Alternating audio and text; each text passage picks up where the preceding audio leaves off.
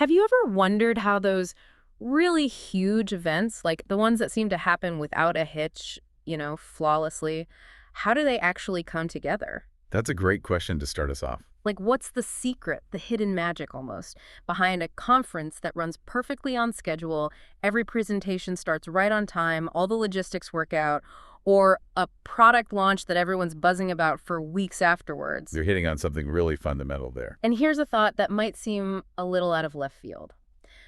What could any of that possibly have to do with your normal everyday life? Maybe even something like, oh, I don't know, navigating the complexities of healthcare. No, that's an interesting connection to consider. Yeah, I know it might seem a bit strange at first, but stick with us because the secrets behind managing those massive events, well, they're not only surprisingly relevant to all of us no matter what we do, but also, honestly, a lot more fascinating than you might think. What's really interesting right from the get-go is how those principles of organization, of really carefully thinking things through and planning them out, those aren't limited to just big, splashy events. Right, like it's not just for the Olympics or something. Exactly.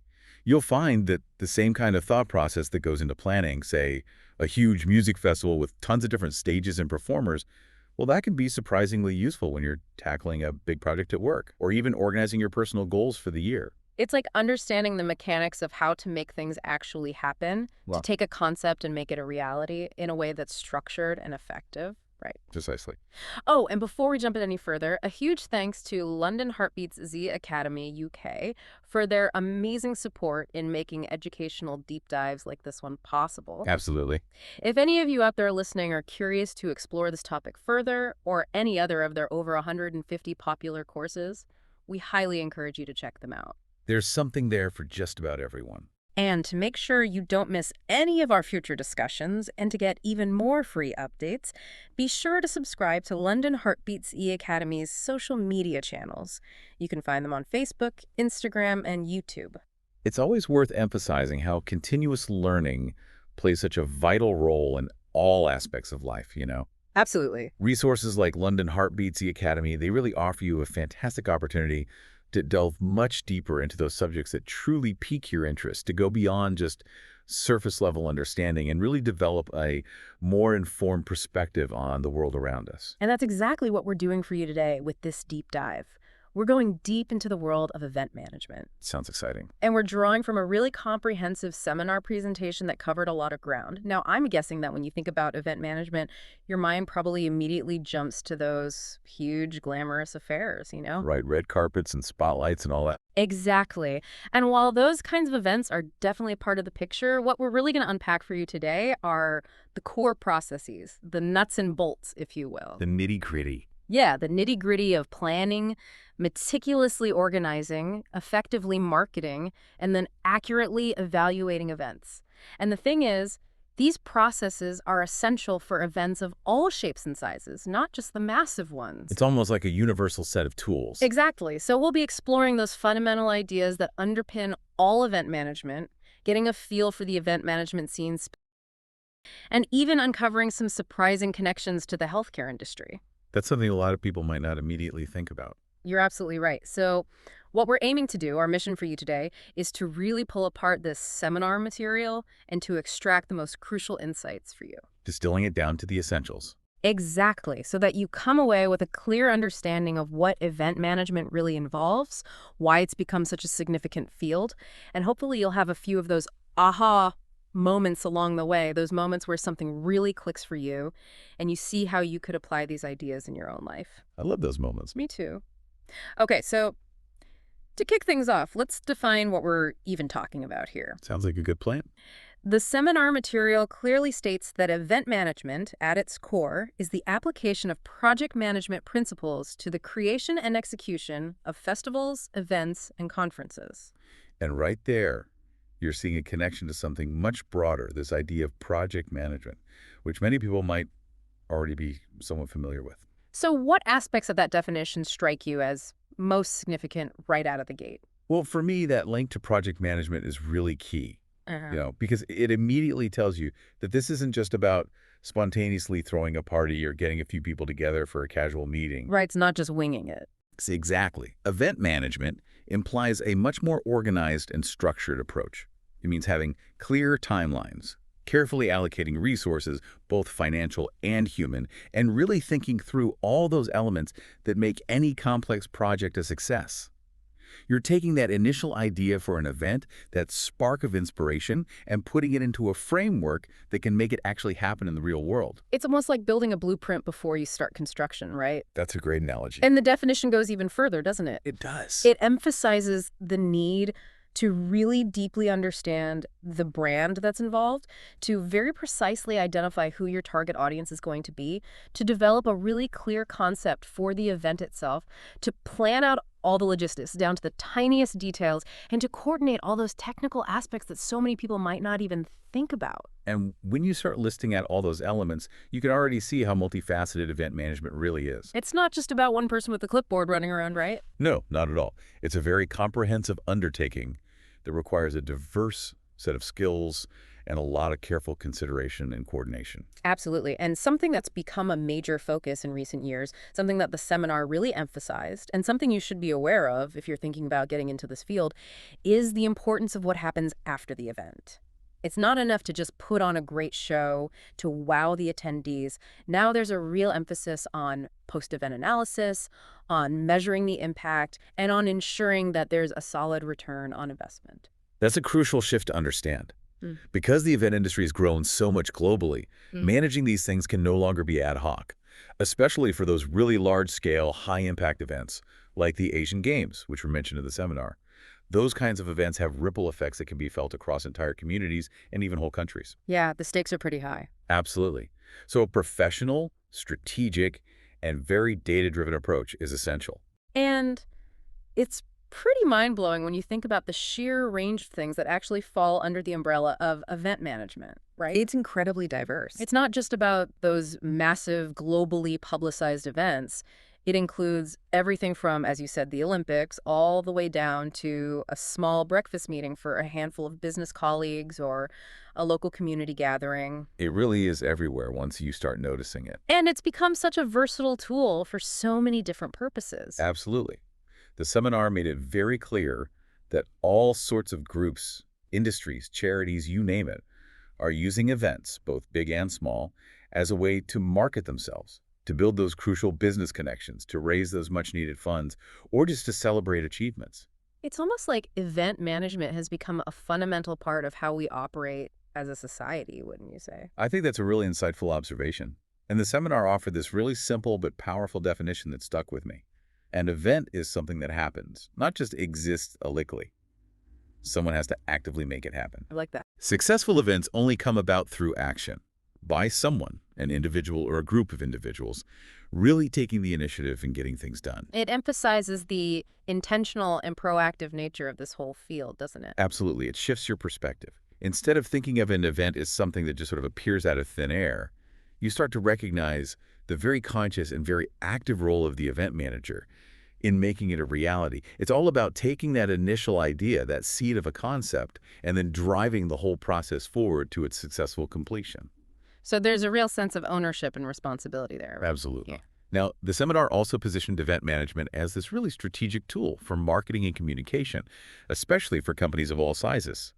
It pointed out how a company launching a brand new product might use an event to create that initial buzz and get people talking, or how a company might hold a press conference to shape public perception and control the narrative around their brand.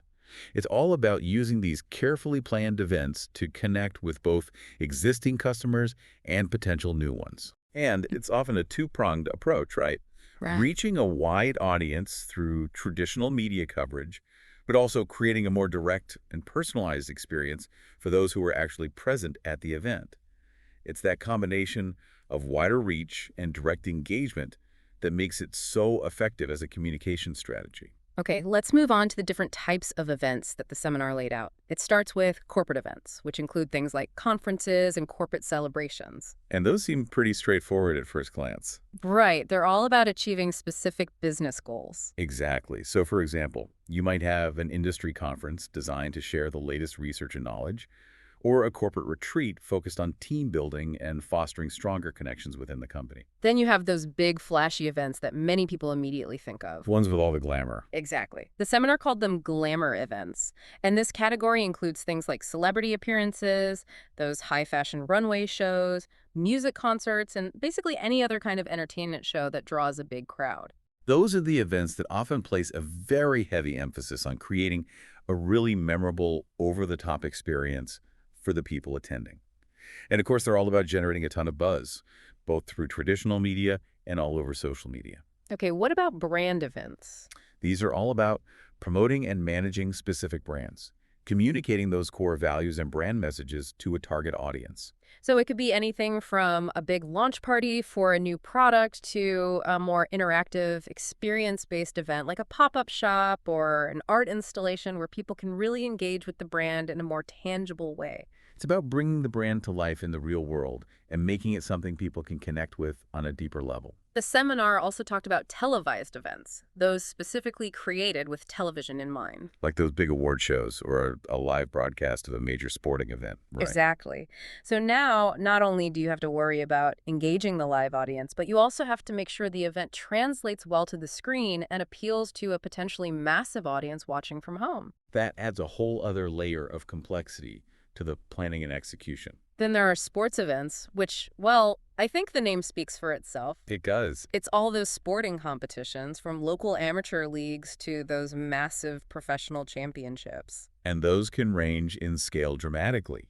You might have a local school tournament with just a few teams and a handful of spectators, or you could have a global event like the World Cup with millions of people watching around the world. And, of course, with sports events, you have all those unique logistical considerations. Absolutely. Especially when it comes to managing huge crowds and ensuring fan safety and security.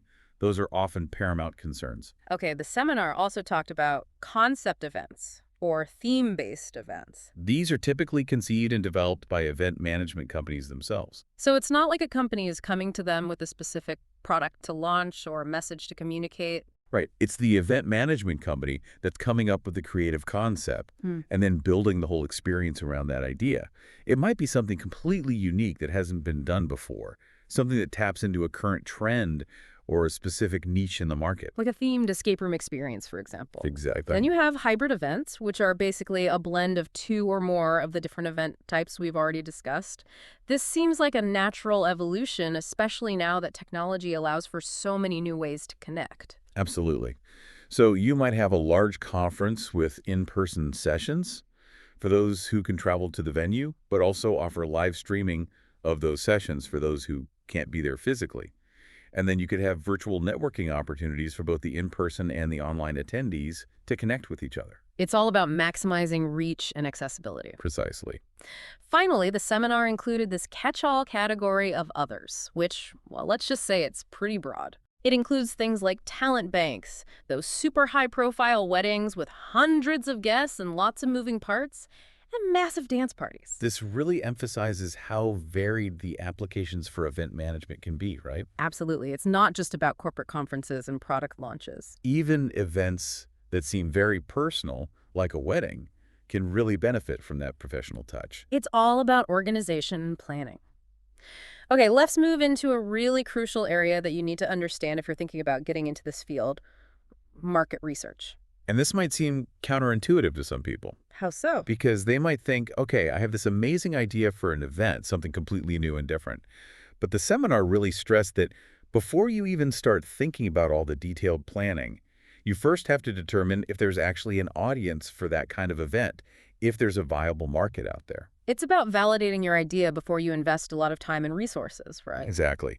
The seminar gave this example of someone wanting to organize a big Indian cultural event in the United States. Interesting. And they might think, well, of course people would be interested in that. It's a rich and vibrant culture. Right. But the reality is, even if you have a fantastic idea, it's ultimately going to fail if there isn't a real need for it, if there isn't genuine interest from a large enough group of people.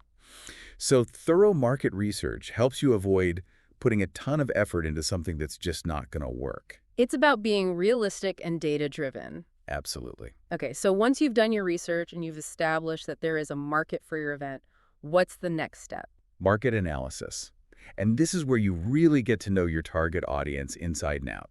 And the seminar provided a really comprehensive list of things to consider. It did. Yeah. And the level of detail they suggested was pretty amazing. Like what kinds of things? Well, they talked about those basic demographic factors that a lot of people are familiar with, like age, gender, educational background, profession, and income level. Right, that paints a general picture of who you're trying to reach. But then it went much deeper, suggesting that you should also consider things like their personality traits, their overall lifestyle, their specific customs and traditions, their religious beliefs, even their likes and dislikes. Wow, so you're really getting into the nuances of who these people are, what they care about, and how they see the world. Exactly. It's about developing this really deep understanding of the people you're trying to connect with through your event so that you can tailor the entire experience to them and make it as relevant and impactful as possible. And the seminar rightly pointed out how crucial it is to be very respectful of your target audience's cultural background and beliefs. Absolutely. You don't want to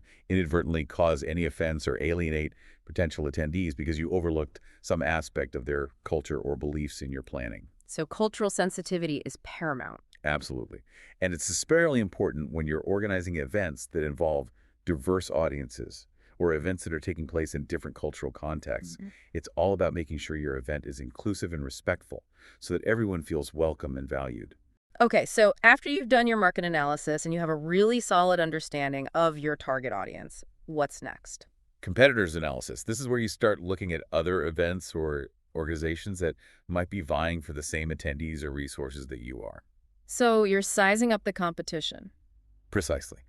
Because if you want to make your event stand out, if you want to attract attendees and sponsors, you need to understand who you're up against. And what did the seminar suggest you look at when analyzing the competition?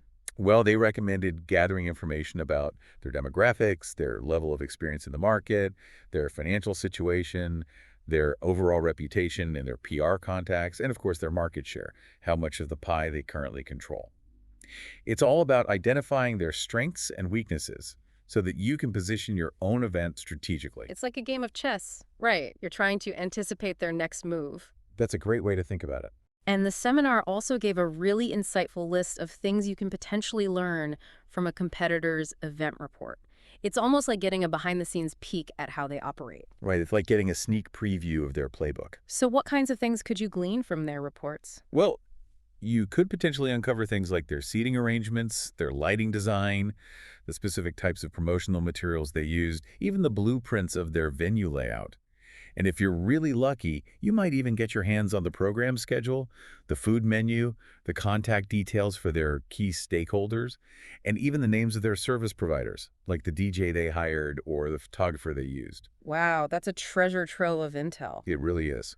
And while you obviously wouldn't want to just copy what your competitors are doing, gathering this kind of information can be incredibly valuable for informing your own planning. It can spark ideas, help you identify potential pitfalls to avoid, and even help you spot opportunities to do things better, right? Precisely. It's all about learning from both their successes and their mistakes so that you can refine your own event management strategy. Okay, let's shift gears now and talk about a really fundamental concept that the seminar emphasized, the events planning, the 5 Ws concept. Ah, yes, the 5 Ws. A classic framework for organizing your thoughts and ensuring you've covered all the bases. And it's incredibly versatile. You can apply this framework not just to event planning, but to all sorts of projects and problem-solving scenarios. So the 5 Ws are why, what, when, where, and who. And each one plays a crucial role in developing a comprehensive event plan. Let's break them down one by one, shall we? So first up is why. And this is all about defining the objective of your event. It's about answering the question, why are we even doing this? What do we want to accomplish? The seminar really hammered home the point that having a very clear and well-articulated why is absolutely essential for everything that follows in the planning process. Because if you don't know why you're doing something, how do you know if you're doing it right? Exactly. And without a clearly defined objective, you run the risk of wasting valuable time and resources on activities that ultimately don't contribute to achieving a meaningful outcome. Okay, so once you know your why, you move on to what? Right. And this question is a bit more nuanced. What do you want to get from the event? And it's closely related to why, but with a slightly different focus, right? Exactly. Why is more about that big picture purpose, the overarching goal, while what drills down into those specific outcomes, those tangible results that you're aiming for. So, for instance, your why might be to raise awareness about a particular social issue, while your what could be to get a certain number of people to sign a petition or donate to a specific cause. Okay, the third W is when. As you might expect, this relates to choosing the right date and time for your event. And although this particular section of the seminar didn't go into a ton of detail, it's obviously a super important logistical consideration. Oh, absolutely. Choosing the right when is all about maximizing attendance. So you need to think about things like what else might be happening around that time, any major holidays or competing events, and what the typical schedules and routines are like for your target audience. So if you're targeting working professionals, for example, you might not want to schedule your event during the middle of the workday, right? Precisely. It's all about being strategic and considering the needs and constraints of your audience. All right, next up is where. And this, of course, is about the crucial task of venue selection, which we'll dive into a bit deeper in just a moment. We will, but for now, let's move on to the final W, which is who. And this one encompasses a lot of different people. It includes the organizers themselves, any sponsors or partners who are supporting the event, the clients or stakeholders who have a vested interest in the event's success, and of course, the most important group, the attendees. So it's all about identifying all the key players and understanding their roles and their motivations. Exactly. And the seminar specifically emphasized how important it is to be able to clearly articulate how many attendees you're expecting and, just as importantly, what the reasoning is behind that estimate. Because that's what's going to convince potential sponsors and partners to get on board, right? Right. It's all about demonstrating that there's a genuine audience for your event and a compelling reason why those people are going to want to attend. You need to be able to make a strong case for the event's viability and its potential reach. Okay, now let's circle back to that venue selection process. Let's do it. The seminar gave some really practical and useful guidelines for choosing the right location. And the very first point they made, which might seem obvious but is worth emphasizing, is to think about the size of your target audience. Because the venue needs to be able to comfortably accommodate everyone who's going to be there. Precisely. If you choose a venue that's too small, people are going to be crammed together, it's going to be uncomfortable, and that's going to create a negative experience for everyone involved. And no one wants that. But on the flip side, if you choose a venue that's way too big, you're going to be paying for all that extra space that you're not using, and that's going to eat into your budget. So it's about finding that sweet spot, a venue that's just the right size for your needs. Okay, makes sense. The second point the seminar emphasized was thinking about target audience convenience. And this goes beyond just looking at the physical capacity of the venue. Right. It's about thinking about the logistics from your attendees' perspective.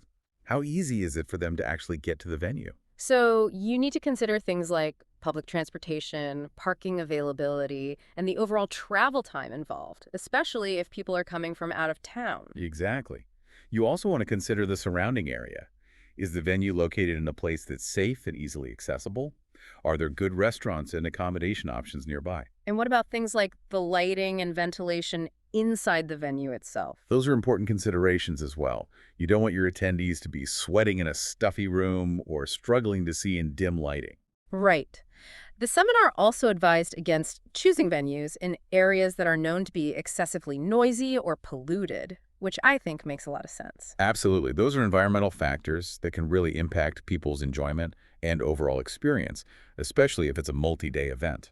Now, this might seem like a no-brainer, but the seminar explicitly mentioned the importance of choosing a venue that's clean and well-maintained, completely free of pests. It might seem obvious, but you'd be surprised how often this basic aspect gets overlooked. You're right, and it really can make a big difference in terms of first impressions. Absolutely. Now, this next point about venue selection is something that a lot of people might not immediately think about. You're talking about venue history. Exactly. It's about doing your research and finding out about the venue's track record, so to speak. How many events have they successfully hosted in the past? And what kinds of events were they? It's like checking references for the venue, right? It is. And if a venue has a history of hosting lots of different types of events, it usually means they have the experience and the infrastructure to handle just about anything you throw at them. They've seen it all before. They know what works, and they know how to troubleshoot problems quickly and efficiently. Plus, if they have a lot of experience with events, it potentially means less work for you as the organizer to get the venue ready. They might already have all the equipment and the staffing in place. So you can focus on the finer details and the creative aspects of your event. However, the seminar also had a word of caution about venue history, specifically mentioning the potential for noise complaints, This is a crucial point to consider. especially if you're planning an outdoor event or any event that's going to have amplified sound like live music. Because if the venue have a history of noise issues, you run the risk of having your event shut down or disrupted, which would be a major disaster. So that's something you definitely want to investigate thoroughly before signing on the dotted line. Absolutely. Okay, let's move on to the next stage. Marketing. The lifeblood of any event. Exactly. And the seminar broke down the event marketing steps into a really clear two-step process. So step 1, setting your advertising objectives. What do you want your marketing to actually achieve? The seminar outlined 3 main objectives to aim for. First, create awareness of your event, make sure people know it's happening. Right, get the word out there. Second, attract sponsors and clients to help fund the event and provide support. And third, thank those sponsors and clients who are already on board. Show them some love and appreciation. Exactly. And these are all essential goals for any event marketing campaign, right? Absolutely, because without those things, your event might not even get off the ground. Okay, step 2. Decide on your promotional activities. This is where you get into the nitty-gritty of how you're actually going to reach your target audience. So you have to consider how you're going to promote all the key stakeholders, Huh? any non-governmental organizations that are involved, the organizers themselves, the sponsors, the clients, and anyone else who's playing a crucial role. It's about making sure everyone gets the recognition they deserve. And you have to think about how you're going to promote them, not just in the lead up to the event, but also during the event itself and even afterwards. This is a continuous process, not just a one-time push. Now, before diving into specific promotional activities, the seminar took a moment to clarify 2 key terms that are often confused: media and media vehicle. And it's an important distinction to make. So media refers to those broad categories of communication. Like print media, electronic media, outdoor advertising, things like that. Right. And then a media vehicle is a specific medium within one of those categories. So for example, if internet is the broad media category, then a specific platform like Facebook or Twitter would be considered a media vehicle. Or if television is the category, then a specific TV show would be the vehicle. Exactly. Understanding that distinction can really help you make much more targeted and effective marketing decisions. Okay. The seminar then got into the specifics of using print media for promotion, giving a whole bunch of examples. So print media includes things like newspaper and magazine ads, trade journals, which are a great way to reach a specific professional audience, press releases, which can help you generate media coverage, and of course, all those event-specific materials like tickets, passes, invitations, banners, and posters. It's about creating those tangible touch points that people can interact with. Absolutely. And the seminar also highlighted a really clever way to incorporate your sponsors and clients into your print materials by printing their logos on things like staff uniforms, pens, notebooks, gift bags, even exhibitor manuals. It's subtle, but it really helps to reinforce their connection to the event. It's all about brand visibility and creating those positive associations. Okay, what about electronic media? Well, electronic media offers a whole different set of tools and opportunities to reach your audience, The seminar specifically mentioned TV and radio commercials. which can be very powerful for creating widespread awareness. They also talked about using your company's website to promote your sponsors, Right, by giving them free advertising space on your site for a limited time. which is a great way to add value for your sponsors and give them even more exposure. It's a win-win. Okay, let's move on now to something that's super important but often overlooked: evaluation. Evaluating your event after it's over. Exactly.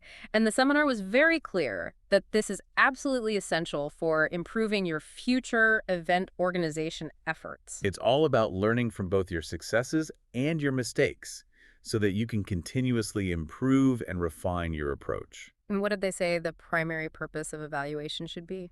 Identifying any mistakes that were made during the planning and execution of the event. It's about being honest with yourself, recognizing those areas where you could have done better, and then using that knowledge to make your next event even more successful. And they specifically recommended that you should do this evaluation very soon after the event ends, ideally the very next day. So that everything is still fresh in everyone's minds. Exactly. They also emphasize the importance of getting feedback from both your clients and the people who attended the event. Because their perspectives are invaluable.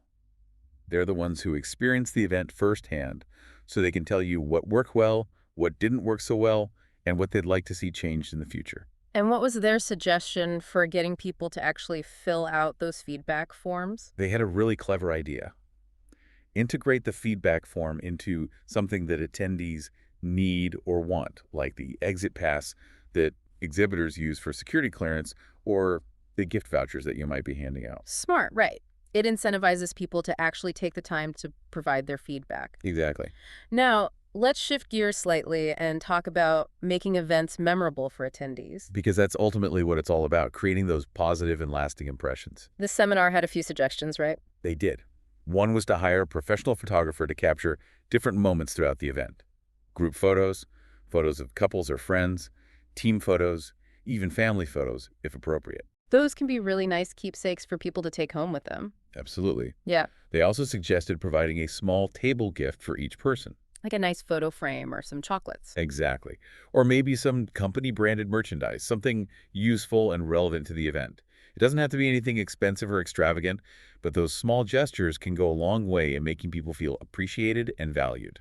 They also mentioned inviting staff partners to the event as a way to enhance the overall experience and make it more memorable for everyone involved. Because it creates a more inclusive and celebratory atmosphere, right? It does. It's like everyone is part of the team, everyone is working together to make this event a success. And that shared sense of purpose can be really powerful.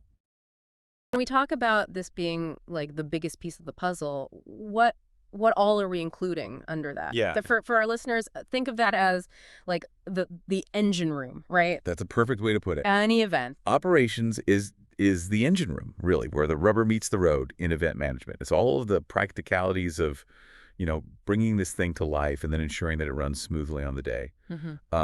It covers logistics, so everything from selecting and setting up the venue to managing the flow of attendees and equipment and the technical requirements, right? Yeah. Audio, visual, all of that. But it's not just those physical elements. It's also the resource management. Oh. Making sure that you've got all the physical resources that you need. Tables and chairs, signage, supplies, and then, critically, human resources, right? Right. All the staff, volunteers, everybody else that you've brought on board to make this event successful. So, anything from making sure there's enough coffee to, running an entire catering operation, it all falls under operations, and it's really the foundation. Yeah. If you get this wrong, it doesn't really matter. Yeah. It paints a picture of like how many moving parts are involved if the operational side isn't like really meticulously planned out and executed. It seems like even the best ideas could totally fall flat. Right. Couldn't agree more. All right, so moving on to the next set of challenges that event managers kind of have to navigate here. What do we got? So the second one that these materials highlight is permissions, specifically permissions and statutory compliances. Yeah. This is the part where you're really interacting with sort of external authorities to get the legal clearance that you need, to make sure you're complying with regulations, whether it's local or regional, sometimes even national. Permissions and statutory compliances, maybe not the most glamorous part of event management. Not the sexy part. But certainly one of the most critical, right? Absolutely. For actually like getting an event off the ground legally and safely, right? Yep. So for our listeners, imagine trying to like host a street festival or something without the right permits. It's just it's not going to happen. Yeah, it's not going to happen. Yeah. So we're talking about like permits for holding the event in a specific location. Yeah. Fire safety, noise levels, all those kinds of things, right? Yeah. That have to be ticked off like legally, right? And the material here, it specifically says like these are typically dependent on an external agency. That's right. So event managers are often like navigating these bureaucratic processes. That's right. And timelines that they don't have any like direct control over, right? You can come up with the most amazing event concept in the world. Yeah. You can have the most flawlessly detailed operational plan. Right. But if you don't get those permissions from the authorities, Yeah. it's simply not going to proceed. Yeah. And this often involves a ton of administrative work, understanding complex regulations, liaising with, all kinds of different government bodies. Yeah. Whether it's the local councils, whatever it is. Yeah. And it can be really time consuming.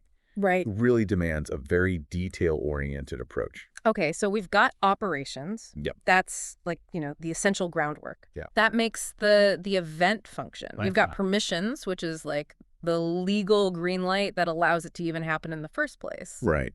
What's the third major category of challenges that event managers, are up against? So the third one is probably pretty obvious. It's revenue Well, management. the new management. Okay. This is a Okay. critical, right? Money makes the world go round. Money makes the world go round. Especially for events that need to be, financially viable, right? Right. Whether that means just breaking even or actually generating a profit. Yep, absolutely. You can have an amazing event in Yeah. terms of, what people think of it and how satisfied they are. Yeah. But if it's not financially sustainable, it's not going to be a repeatable thing Right. or something that's going to continue. Right. It can't just be a one-off. Yeah.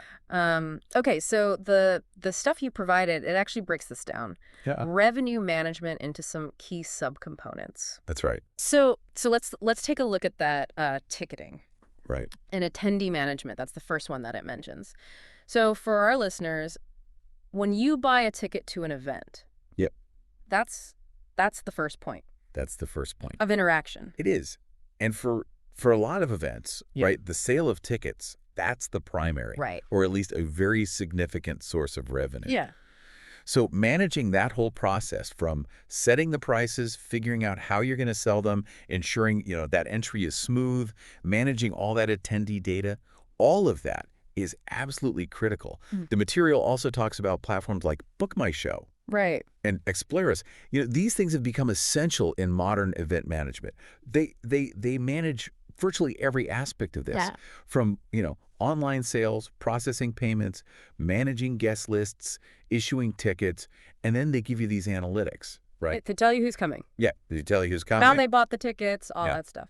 where they are, all that kind of stuff. Yeah. Which is really helpful for the future, for future planning. Yeah, those platforms they've totally revolutionized how events handle ticketing. Absolutely. It's made it so much more seamless, both for, the organizers and for the people attending the event. Yeah. And like you said, that data is super valuable It is. for future events and even just for marketing, right? Mm-hmm. So what's the next component of revenue management? So the next one that we need to think about is merchandise management. Okay, merchandise. Yeah. So we're talking, branded T-shirts, Good shirts, yeah. souvenirs, Souvenirs, posters, posters, yeah. anything that people can buy to sort of remember their experience. Right. And, for certain types of events, especially those with big, passionate fan bases like, concerts or sporting events, Right. merchandise can be a huge, huge revenue stream. Merchandise, it's great. It gives the attendees something to take home with them. It's like a piece of the experience, but like you said, it contributes, Yep. pretty significantly to the event's overall success. Big time. What follows merchandise? So after merchandise, we have in-premise sales. Okay, in-premise sales. So this is anything that happens, Okay, inside the venue right. during the event. Mm. The most common example, obviously, would be, food and beverages, right? Food, drinks, that kind of stuff. Food, drinks, snacks, meals. But it could also include, parking, coat check, even like premium experiences that you might be offering on site. Right. So while attendees are physically at the event, they're still contributing to Okay. the event's revenue Absolutely. through these on-site purchases. Absolutely. Okay, cool. Next up, and this one sounds like a big one. Yeah, It's sponsorships. this is a big one. Okay, so what's going on with sponsorships? Sponsorships are all about getting financial support. Sometimes it might be goods or services from companies, organizations, whatever. In exchange for that support, they get, promotion. Right. They get visibility. Right, so they get their name out there at the event. They get their name out there. They get in front of your audience. Yeah. And, the material you've got here makes a really interesting point. It says that internationally, sponsorships can be a particularly significant source of revenue. Okay. In some cases, to the extent that it actually allows them to reduce ticket prices, Oh, right? wow. Make the event more accessible. Okay. And they could even use that money to expand the event, make it bigger, better, more to do. Right. So the sponsorship money isn't just additional income. It can actually like fundamentally Yeah, change how the event's structured, absolutely. make it more affordable. Yeah. So those partnerships, they're super valuable, Yeah. especially for those like big events. Big events, absolutely. Okay, so that's sponsorships. What's the last subcomponent here? The last one is channel partnerships. Okay, channel partnerships. Yeah. What are we talking about here? So this is all about collaboration, right? Mm. You're working with other entities, Okay. leveraging their existing networks, Right. their platforms to promote your event Okay. and potentially, bring in even more revenue. Think of things like, partnering with media outlets, right? Okay, yeah. Where they'll cover the event Yeah. in exchange for something, Right. or working with content creators Okay. who might make, stuff related to your event. So it's about building a wider network of like, support and leveraging these different channels to both promote the event Right. and tap into like these potential revenue streams. Yeah. Okay, so now the material shifts a little bit and it starts talking about kind of the historical perspective, right? Of event management in India, which I thought was fascinating. It mentions that just 15 years before this material was put together, and based on the timeline, we can kind of, say that's around 2015. The phrase event management, it didn't really mean anything. It meant very little. In the Indian corporate world, Yeah. that's a remarkably short amount of time It is. for a whole industry to kind of emerge, right? It is. So listeners, just think about like how many things in our lives Yeah. have really only become like common in the last like decade or so. Right. And this is kind of the same story, right? Absolutely. It's a testament to just how fast this sector has evolved. And, it goes on to talk about how the perception of event management has changed, right? Right. So dramatically in such a short time. Mm-hmm. Nowadays in India, you say event management, people think celebrities. They think glamour. Right. High production, meticulously planned, Full events, big, yeah. big, yeah. And that really shows how successful it's been at transforming its image. It really does. It's Mhm. gone from this, informal thing Right. to something that's associated with high-profile, really well-organized occasions. Yeah, and they even give like, they dig even deeper into the timeline. Yeah. And they kind of place the real beginning of this like recognized industry in the mid 1980s. Yeah. That's when the initial work, right, was done Yeah. for what we see today, and it's become a really thriving industry, right? That's right. And, from those early days in the mid-'80s, it's had this like, huge amount of growth. Over the decades, it's become this incredibly professional and technologically, advanced sector. Right. And that means, you've got people developing specialized skills, adopting new technologies, all these event management companies Yeah. springing up to meet all kinds of needs. And to really give us a sense of like how much it's grown, the source actually gives us this milestone. Yeah. In 2001, Yeah. the industry successfully managed over 1,000 individual events, Right. which is like, it's a huge number. And of those, 22 were international events. Yeah. So even back then, at the turn of the century, Yeah. this was already a big deal. It was already a significant and active sector, Yeah. showing that it could handle a huge volume and a wide range of events, Right. including things with, a global reach. So we go from this historical overview, and now they give us an industry overview. And the first point is, it's very emphatic. It says the event industry is one of the fastest growing industries in the country. Yeah, it is. And it's really fascinating to see how a bunch of factors have come together to drive that, right? Yeah. You've got steadily increasing incomes among a large part of the population. Right. You've got a corporate sector that's always expanding, and they're using events more and more. Right, for the marketing. Marketing, branding, keeping their employees happy.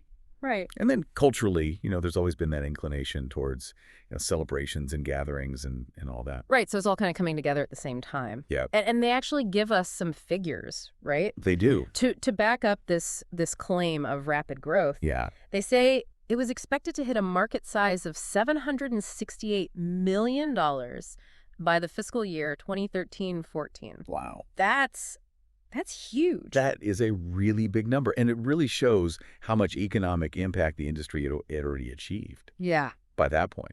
Right. That probably includes everything from the massive public festivals to those tiny private parties, right?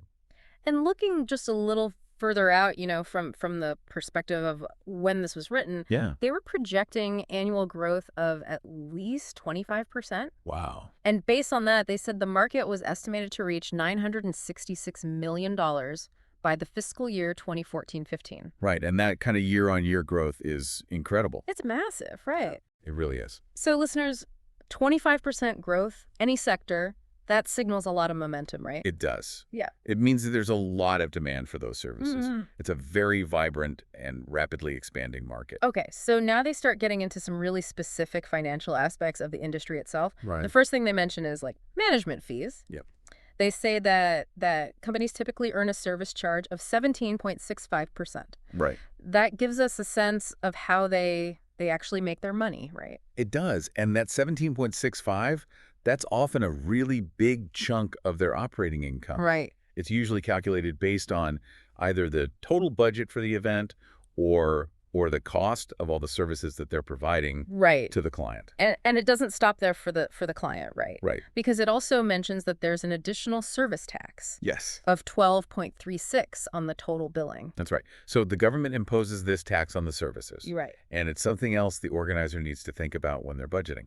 So they've got to factor that in. Absolutely. Okay, so we've got the fees, we've got the taxes. Now we get into pay scale a little bit. Right. They say it can range from like 10,000 to 100,000 rupees per month, maybe even more for senior roles. Yeah, it's a really wide range, and it's really a reflection of how many different roles and experience levels there are in this industry. Right. Entry level, you're down at that lower end. Right. Senior management, the more specialized technical roles, the people managing those massive events, they're up at the higher end. Right. And some might even go above that. So if you're thinking about a career in this, yeah, there's a real potential for growth, Yeah, it's not a one-size-fits-all. No, not at all. All right. So then we shift gears again, and it starts talking about segmentation of events. Yep. Events aren't just this one big thing, right? No, absolutely not. They're categorized into different types based on what they are. That's right.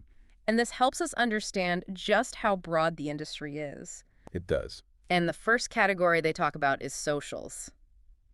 So for our listeners, these are probably the events that you're most familiar with. Yeah, these are the personal celebrations, informal gatherings, Right. weddings, birthday parties, anniversaries, Right. All those kinds of things. It's getting together with friends and family. Exactly. Right. And these usually focus on creating those, enjoyable, memorable experiences. Right. It's all about the experience. It is. It's pretty interesting to think that, like, so much of the industry caters to these personal moments. It is. Like, people getting married, having birthdays. Yeah, it's those really significant life moments. The next category that they talk about is educational events. Right. So what falls under this? So these are all about sharing knowledge, facilitating learning, and, helping people grow, whether it's professionally or personally. Yeah. They give some examples like education fairs, Okay. which connects students with all those opportunities. Right. Like college events, which can be anything from festivals to conferences, Right. picnics, holidays, Okay. annual sports, So they cover like a really diverse range of things, They do. from very academic to more recreational stuff. Right. There's a lot under that umbrella. All right, so after educational events, we've got political events. Yes. And as you might expect, these are all organized for political purposes, right? Yeah. It might be campaigning, spreading information, building support, Rallies, right? rallies, big public gatherings, party meetings, Okay. where they talk about, strategy and organization. So these come with like a really specific set of challenges, I imagine, right? Absolutely. Because they're often public, they're sensitive. They are, and there's potential for big crowds, Right. So security is a big concern. Okay, and the next category is corporate events. Yes. So these are the ones organized by businesses and organizations. Lots of different purposes, both internal and external. Right. They could be meetings, seminars, conferences, Okay. training programs, team building picnics, award functions. So they really do run the gamut. They do. It could be anything from a small internal team meeting to a massive conference. Right. Or something that's, specifically for clients and partners. Okay, now the source actually gives us this breakdown of event segmentation by percentage. Right. It's based on a pie chart. Yep. And it shows us like the market share. Right. It's a good way to see like how much each category contributes. So listeners, this is really helpful for understanding like where the action is It is. in the event management world, right? Absolutely.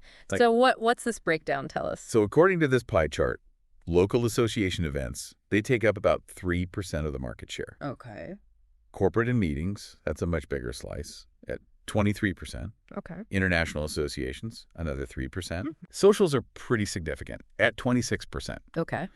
National associations are the biggest at 31%. Okay. And then you've got exhibitions and other miscellaneous types.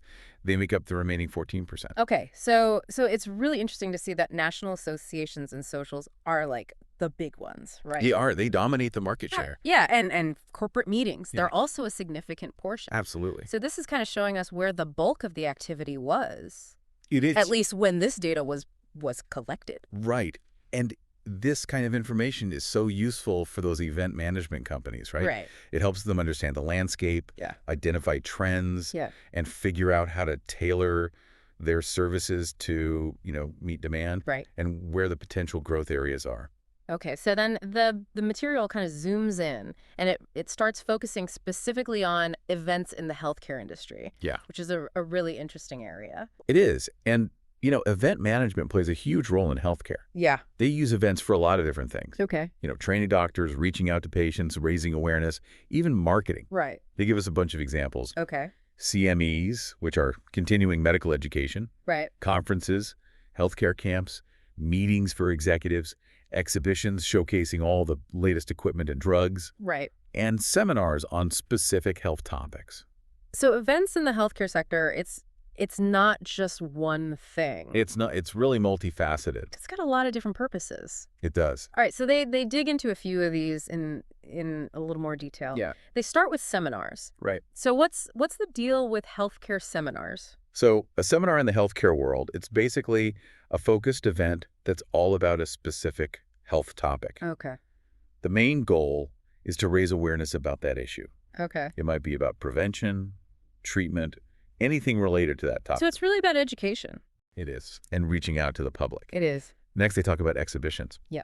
So what are exhibitions all about in the healthcare world? So exhibitions are specifically designed to promote all the new stuff, new machines, technologies, treatment methods, drugs, all the latest advancements. Okay. And they bring together everyone, doctors, industry people, researchers, sometimes even the public. Right. So they can all see what's new and exciting. And these sound really important They are. for keeping everyone up to date. Absolutely. Because healthcare is always changing. Right. Healthcare is changing incredibly rapidly. Right. So it's a good way to stay on top of everything. Exactly. Then they move on to healthcare camps, or sometimes they call them free medical camps. Right. What's the point of these? So these camps are all about providing those basic medical tests and exams, to people in a community, Okay. and also raising awareness about common health problems and how to prevent them. They often target those who might not have easy access to healthcare. Right. So the underserved communities. The And they really emphasize the need for follow-up after these camps. They do. They really do. And it's a crucial point. Yeah. The one-day event, that's just the start, really. Right. It's just the beginning. Yeah, you need a plan for how you're going to continue to engage. So what kind of things would they do for follow-up? Well, it could be making sure those who are identified with health issues get referred to the right places, Okay. for more diagnosis, treatment, ongoing support. Right. So it's about connecting them to the resources It is. that they need. It is. And organizing these free camps, it sounds like it's not easy. It's not easy at all.